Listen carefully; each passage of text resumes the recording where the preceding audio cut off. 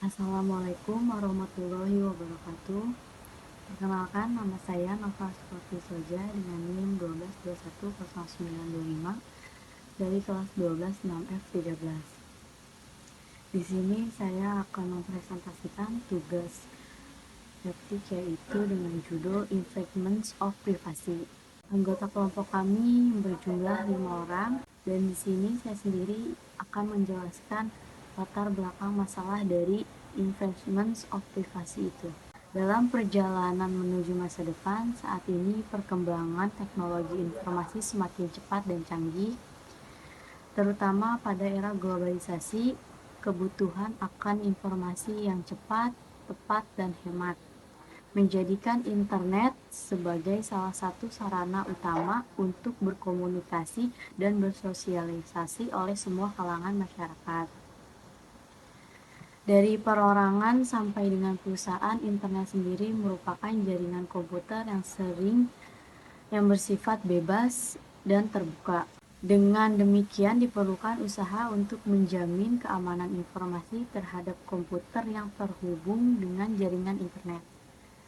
Beberapa instansi atau perusahaan berbagai usaha untuk menjamin keamanan suatu sistem informasi yang mereka miliki, dikarenakan ada sisi lain dari pemanfaatan internet yang bersifat mencari keuntungan dengan cara yang negatif. Adapun pihak-pihak dengan maksud tertentu yang berusaha untuk melakukan serangan terhadap keamanan sistem informasi. Selanjutnya akan dilanjutkan oleh teman saya yaitu Ronaldo. Pengertian cybercrime. Apa itu cybercrime? Cybercrime adalah tindakan kriminal yang dilakukan dengan teknologi komputer, khususnya teknologi internet. Cybercrime didefinisikan sebagai perbuatan melanggar hukum yang memanfaatkan teknologi komputer yang berbasis pada kecanggihan perkembangan teknologi internet. Cybercrime merupakan bentuk-bentuk kejahatan yang timbul karena pemanfaatan teknologi internet. Di sini ada pengertian cyber law. Cyber law adalah hukum yang digunakan di dunia maya atau disebut juga cyberspace yang umumnya diasosiasikan dengan internet. Cyber law merupakan aspek hukum yang ruang lingkupnya meliputi suatu aspek yang berhubungan dengan orang perorangan atau subjek hukum yang menggunakan dan memanfaatkan teknologi internet yang dimulai pada saat online dan memasuki dunia cyber atau dunia maya. Cyber law sendiri merupakan istilah yang berasal dari cyberspace law atau cyber law akan memainkan perannya dalam dunia masa depan. Karena nyaris tidak ada lagi segi kehidupan yang tidak bersentuh oleh keajaiban teknologi dewasa itu, di mana kita perlu sebuah perangkat aturan main di dalamnya. Oke, next. Di sini saya akan menjelaskan pengertian infringement of privacy. Pengertian infringement of privacy menurut para ahli yaitu kemampuan seorang untuk mengatur informasi mengenai dirinya sendiri. Privasi dapat dianggap sebagai suatu aspek dari keamanan. Hal ini mempunyai hak dalam pelanggaran privasi oleh pemerintah, perusahaan, dan individual, menjadi bagian di dalam hukum dan banyak negara, dan kadang konstitusi atau hukum privasi. Teknologi internet ini melahirkan berbagai dampak positif dan dampak negatif.